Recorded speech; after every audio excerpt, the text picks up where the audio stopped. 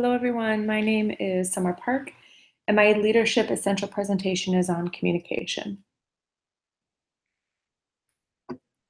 Communication is important to a leadership role as well as healthcare organizations.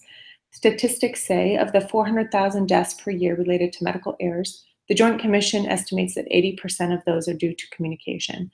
The Joint Commission also believes communication to be one of the top 3 leading causes of a sentinel event. Poor communication has been linked to preventable medical errors, high nurse turnover rates, and low morale. Effective communication can lead to decreased stress, wellness promotion, and improvement in overall quality of life. There are many different nursing theories that explore communication. I'm not going to spend time discussing all of the following theories. However, I mentioned them in this slide to demonstrate the vast selection within the healthcare communication. One theory that I found in the literature that I want to highlight is called the nursing theory of communication. This theory draws out 3 major categories. The first category is input. Under input, you have the perception of your own expertise as well as respect for others' expertise. Otherwise, not only do you know yourself well and have confidence, but you are relational and concerned about the other person. The second is process. Under the category of process, there are going to be multiple things going on. First, it's going to be the ask and listen. This is kind of a give and take exercise. Next, there is explain and advocate. And finally, there is verify understanding and negotiate roles. The last category is called the relational outcome. And this rests in degree of mutual understanding both during and at the end of your communicative encounter.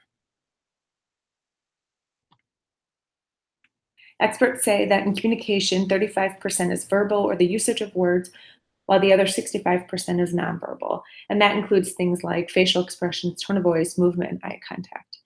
Other effective communication skills are listening, personal relationships, expressing empathy, transparency, and confidence.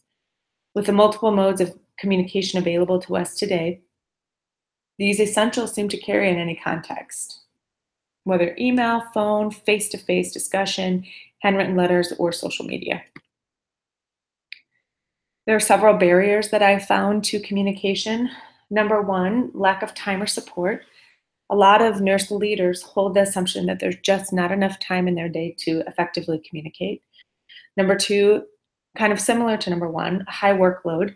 Leadership positions have more work to do than what their job description requires, causing a perception of less time. Number 3, fear and anxiety. This is overall discomfort related to communicating with others. Number 4, difficult reactions and emotions. Some people are uncomfortable when others are uncomfortable or have difficulty responding to negative situations. Number 5, poor conflict and management skills. I'll kind of let this one speak for itself. I think we all probably have experience of an individual who is non-confrontational to the point of it being detrimental. Number 6, unresolved emotional issues. And number 7, poor self-esteem.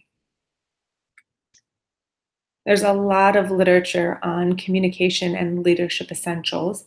According to Ross Wright, the body of literature in nursing communication points to increased recovery rates, a sense of safety and protection, improved levels of patient satisfaction, and greater adherence to treatment options. I'd like to highlight a couple articles that I found. The first study is titled Changing in Medical Errors After Implementation of a Handoff Program. 9 hospitals implemented a handoff improvement program and measured the rates of medical errors, preventable adverse effects, and miscommunication. In the 10,000 admissions, the medical error rate decreased by 23%.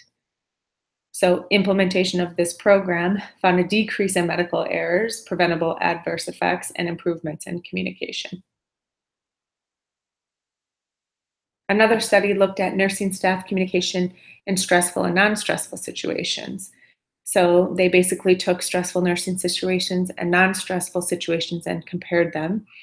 They found that when nurses are stressed, they had low values of communication in task orientation, caring, criticism, loyalty, acceptance, engagement, and empathy. What they suggested is that nurse managers need to develop higher level mature behaviors related to independent work and collaboration when environments are stressed. Application of communication on the organizational level. I found the Institute for Public Relations discussed fundamental characteristics of organizational communication.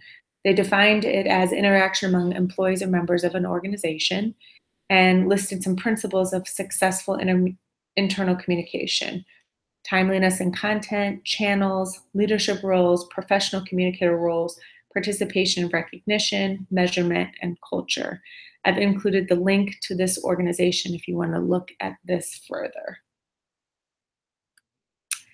The second application is in the clinical setting. There's a mnemonic known as ASCEND. This is a communication pathway program/tool. You can implement this in any situation within the clinical setting. The A stands for anticipation. This includes setting goals, announcing participant names and roles, and assessing patient capacity for information. The S stands for summary. This includes encouraging the patient to summarize current treatment and use the opportunity to clarify where needed. C is concerns. Pause to identify any specific concerns before moving on to new information. E, exploration. Present new information, explore goals, preferences, recommendations, and recommend a trial of treatment. N is next steps. Define a clear plan and how progress will be monitored. And then the D, document the ASCE end of ASCEND, and time spent. Also here, you can encourage a family to write down their own questions. I'd like to highlight a famous leader known for his communication skills. This is Nelson Mandela. He was known to be the same person behind the podium as well as when he was at home with family or close friends. He never tried to be someone that he wasn't, which made him authentic.